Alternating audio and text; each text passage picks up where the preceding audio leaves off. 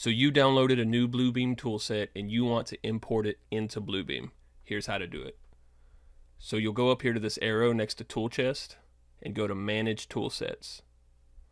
Once this is up, hit Import. If you just downloaded your toolset, it'll most likely be in the Downloads folder. Mine is on my desktop.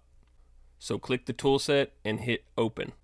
So once your toolset pops up on this list, make sure that this box next to it is checked, and then hit OK. Now you should see your toolset over here in your tool chest. It's that easy. That's all there is to it. I created a custom toolset designed specifically for inspectors. It has pre-built weld bubbles for weld mapping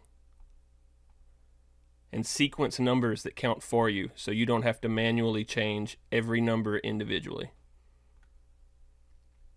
It also has flange mapping markups that also do the counting for you. NDE markups like RT, PT, UT, and MT to make NDE mapping quick and easy. We have arrows, check marks, X's, status stamps, comment boxes, and QC approved stamps that make documents you accept look clean and professional. If you want this same toolset that I use, the link is in the description. Once you have it, just follow the instructions in this video to import it into Bluebeam. Thanks for watching and see you soon.